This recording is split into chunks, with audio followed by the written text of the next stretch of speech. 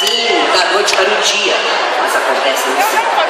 Conte 11.000 dias, multiplique por 24 horas, vezes 60 minutos, e é uma vida inteira, um bom pedaço dela, o melhor de todos.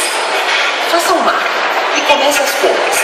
Escolha um ponto. Esse aí, quando a música do rádio pegou a gente distraída, e uma voz, uma batida, um refrão, entrou na vida da gente para sempre.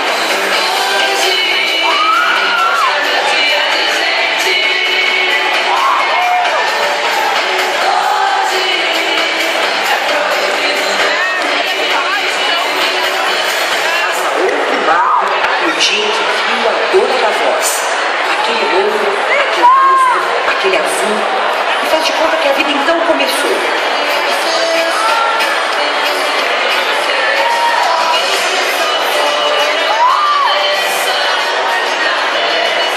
Quantos contos de 1.000 noites embalaram você no suspense do seu quarto?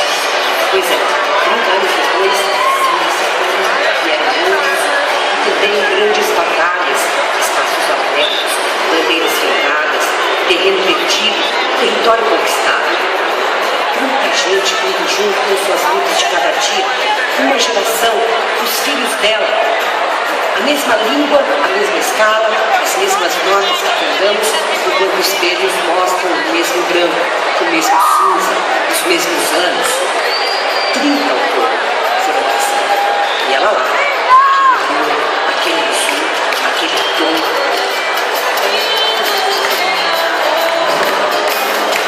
Nunca nada muda para nosso conforto e para nossa delícia, para o futuro das nossas velhas fantasias.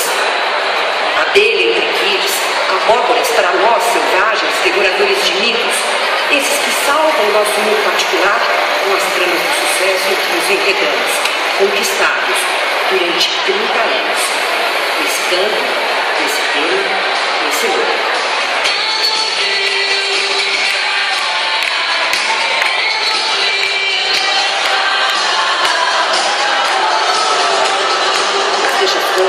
Que no fim das contas é ver se entende a minha pressa, minha distração, minha fixação. A hora é essa. A cada madrugada, a virada que aprendemos a fazer, o que nos foi dado viver ao mesmo tempo, nesse tempo, nessa